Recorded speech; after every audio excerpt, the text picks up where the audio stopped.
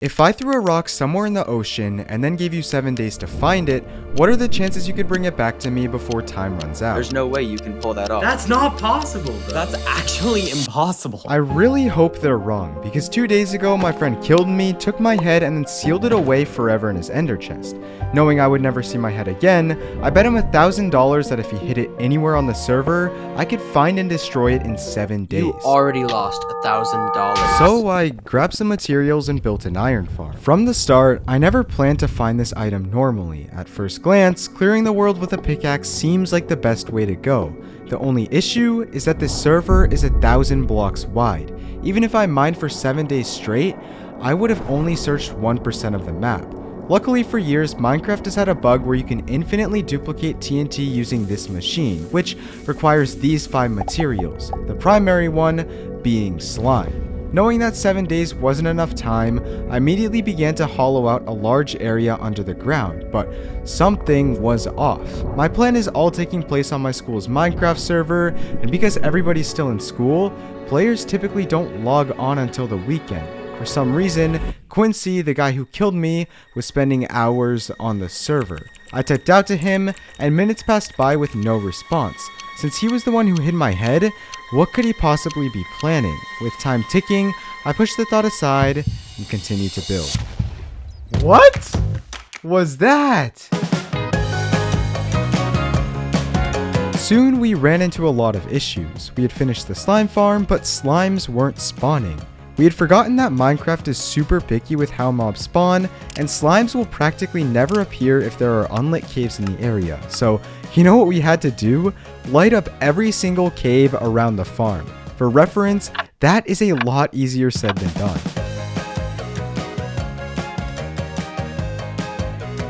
Throughout this time, Quincy was consistently staying logged onto the server. I sent message after message, and once again, he didn't respond. Why was he away from his computer, but still on the server? Did he have farms of his own, or was he not responding just to make us worry? As much as I wanted to know, I couldn't quite put my finger on it yet, and in the meantime, we had some more caves to light up, 15 to be exact, so I made a list of every coordinate I had to go to and got to work.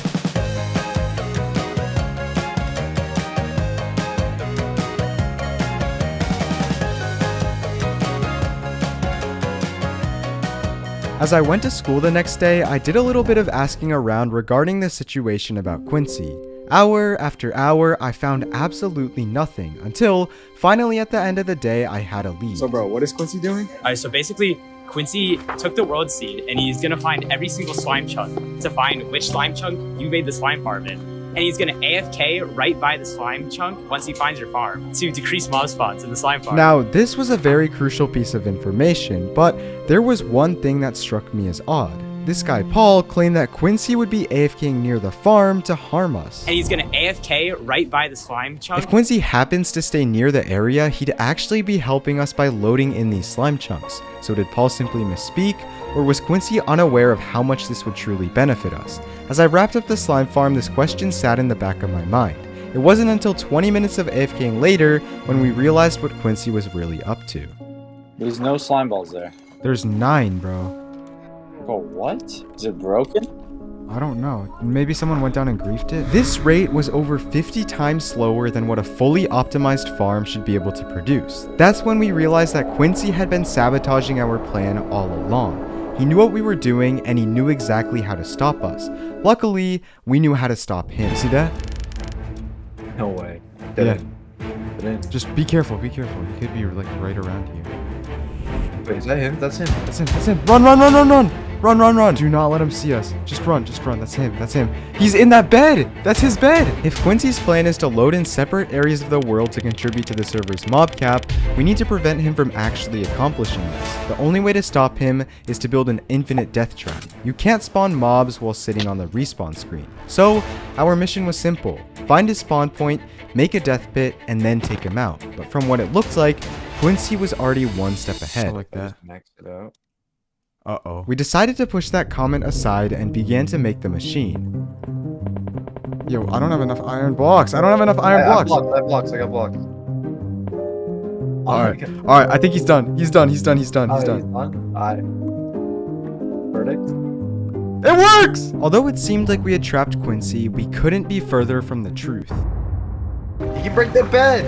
How did he break it already? Eventually, we scrapped the whole redstone idea and decided to cover his spawn point in lava, preventing him from ever going 5 seconds without dying. All this work just to make this dog trap, bro. You could have just used lava. And the rates were finally close to what they should have been. For the first time in the entire project, we were finally making progress. A couple of hours later though, Quincy logged on, except this time, he didn't die to the lava like before. Someone had freedom, and as we returned to our base, we had found that all of our slime balls were now gone. When the incident happened, I was on a phone call with Vortex. He noticed that a server member by the name of Tate was mysteriously online. I hear someone mining. He's right there! He's right here! Sure enough, Tate was in our farm and had now entered the nether. This imposed a great risk. Vortex could enter the nether and potentially die from an exploding bed, but he could also get our hard-earned slime balls back. You wanna risk it? You just stole all of our stuff. Vortex was now stuck on the loading screen, and if Tate was waiting on the other side, this would have all been for nothing. Hello? Hello?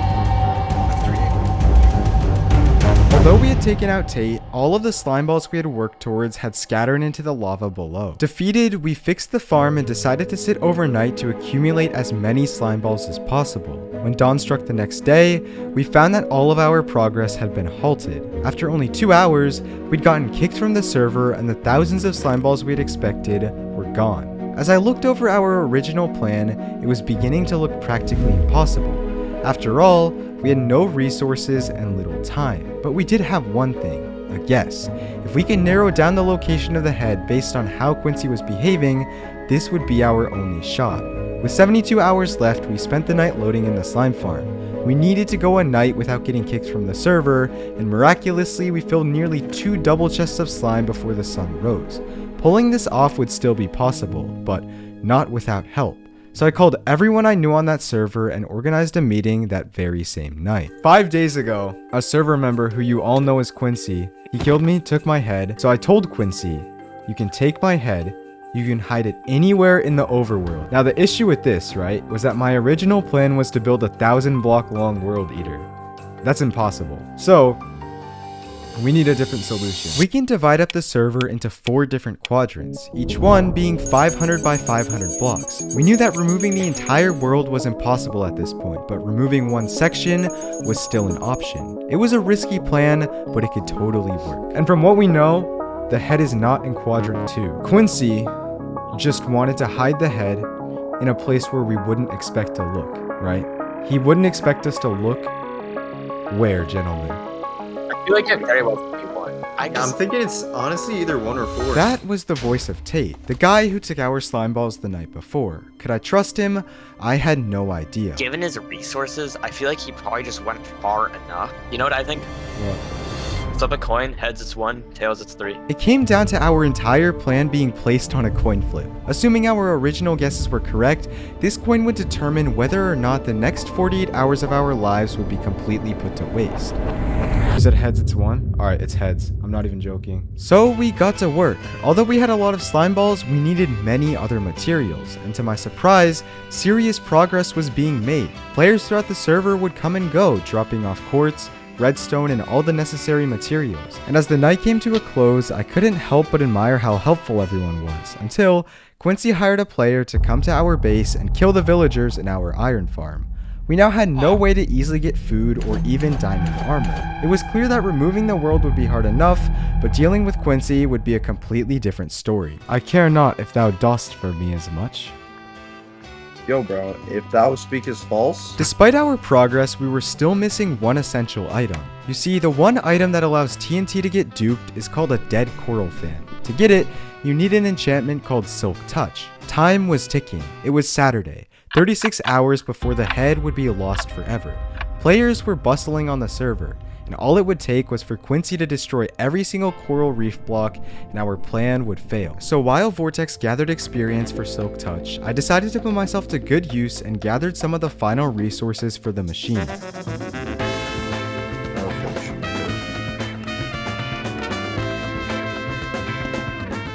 Suddenly, I spotted a trail of blocks leading towards the only coral reef on the server. My heart sank.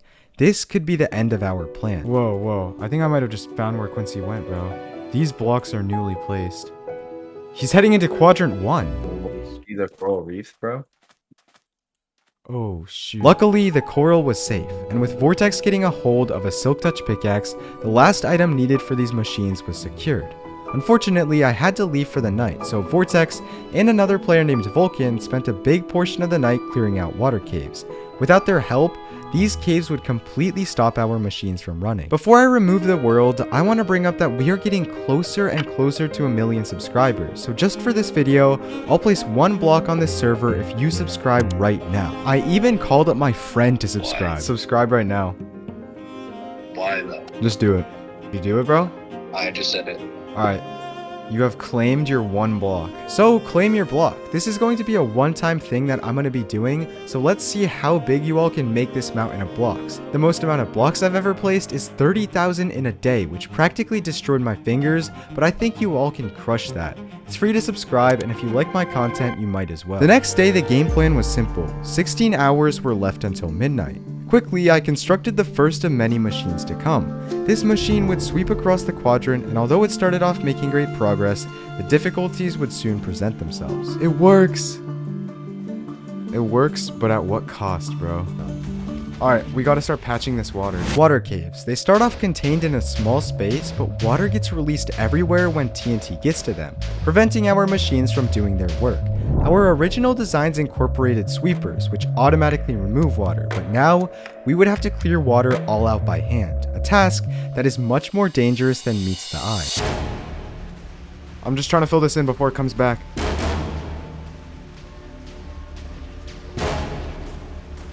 I'm trying to do this fast.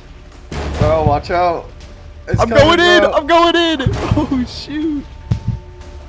Oh! What? Oh, what? What the heck? Get down, get down. No, it's just hitting us through the walls. Oh my god, I'm taking so much damage. Luckily, Vulcan had the brilliant idea to use leaves. They were easy to get with the unlimited iron from our iron farm and would probably be the only way to pull this off. This process probably went on for about an hour. The duper machines clearing out land while we cleared out water down below. However, I'd completely forgotten about a redstone radius, an area around a player where redstone machines like this one can work. If a machine flies outside of this radius, it practically breaks down, which has now happened multiple times. To make it easier on us, we shortened the length of what we wanted to clear and returned to work. Just like that, 10 hours had suddenly gone by, and our confidence was practically gone. We were now predicting to only search around 10% of the entire world. Despite us, Quincy even logged on, but he almost seemed worried. He was pacing around the outer perimeter, and suddenly, it all began to add up. Quincy told me that the head was in quadrant 1. Dude, this kid told me at lunch today that the head's in quadrant 1. When we first heard all of this, we dismissed it, believing that it was false information. But now, this could quite possibly be an elaborate plan by Quincy to try and throw us off. His goal was to think 2 steps ahead of us, but as long as we thought a step further, we would have the upper hand. Run, bro, run. I'm dead. Oh, shoot, bro. Cave after cave and water pool after water pool, we were beginning to make some serious progress. When I started this project 7 days before, I'd never expected to see something like this. It was truly magnificent. It almost struck a feeling of nostalgia that I hadn't felt for years. 6 or 7 years ago, I would go over to my friend's house and do the same thing, but in creative mode. Pulling something off like this in survival seemed impossible, and here we were. The final hour was quickly approaching. As the flying machines broke, we knew that it would be completely pointless to try and create new ones, so we stood up on a ledge and overlooked what we had just accomplished. Wow, this is crazy, bro. This is actually nuts! To think that 3 players, 4 players, a team of friends, the fact that we could pull something off like this is incredible. Sure, our initial goal was to remove the entire world. Did we need that? No. We had the information we needed. We had Quincy's behavioral patterns. We don't find it? I'm not gonna go home and sit around like a sore loser, because this on its own is a victory itself. Gentlemen, it has been my pleasure working with you. The clock's about to hit 11. We can search whatever lava pools we have. Finally, it was time to look. I searched through an entire lava pool and found nothing. Nothing under the bedrock as well. It looked like Quincy had won. Then suddenly, Vortex stumbled across a potential clue. I just feel like it's here though, because I found who was building with deep slate tiles? None of you, right? No! Wait. I'm coming over. Yeah, there's a pretty decent chance I feel that he dug straight down to bedrock and hit it in like a little crevice of bedrock. Quincy told me that the head was in quadrant 1. I doubt he'd put it straight at a border. I feel like it'd be like a middle-ish area. He said that he wanted it to be X-ray proof, so it's probably under lava. Where were the deep slate tiles, bro? They're around here. Where? I'm standing. Here? Yeah. Nothing. I don't like to give up, but I was tired at this point and I just wanted to see where Quincy had hid the head. So we called him up and admitted defeat. What? Got him first try. Vortex Dragon, can I have some food? Oh yeah, I got you. It's in here? No. We need to dig to it. Is it under where you're standing? What? Oh my god, no way it's here. Bro, it's gonna be like under like a bedrock block. Okay, It was right here. Wait, no Right way. where? Like right here? I think. Wait, did you blow it up? Oh yeah, Wait. did we blow it up? That's true, we could have blown it up. I think it was right here. Wait, is it gone? Well, no, the deep slate tiles weren't exactly right It's here. gone. The exact. Yeah. It can't there's get- deep slate- that's there's not deep slate tiles possible in the though, bro. screenshot. It can't get blown up under lava. It was the same lava pool that we had just searched minutes before. So how was the head not there? We were all confused, but luckily Vortex was recording with a mod that lets you rewatch your gameplay. So we pulled it up to give it one last look. Go to the exact coordinates and like check. Yeah, the check, time lapse. bro. Okay, what are the chords? Bro, it's so pixelated. Yeah. Bro, Oh my god. it's right here. It is right It there. actually is. Go forward in your thing. Oh wait, what the? No. This kid's actually a capper. Go down there. Wait, okay, I will. It's still there. No, the TNT's still going though. Alright, I'll fast forward it. Bro, you literally you have it, bro. No, he definitely found it. Yeah. No, I didn't, He's a bro. capper. No, He's I such a didn't. Look, capper. What about it? What about it? Oh, What? it got Wait. burnt. Wait. It got burnt? What? We destroyed it. We destroyed it before midnight. But instead of celebrating like I probably should have, we hooked up Vortex's Xbox to my TV and then grabbed 2 controllers to experience the nostalgia once again. I gotta see my old worlds, bro. Just saying. Oh my god, bro! All my stuff is here. If you're watching this, Minecraft was probably a huge part of your childhood. We all remember our first worlds and our first encounters with a creeper, but there's a bittersweet reality that comes with growing up. Someday you will place your last block. You'll unknowingly say goodbye to your dog or your prized diamond sword, but at the end of the day, Minecraft is just a game, right?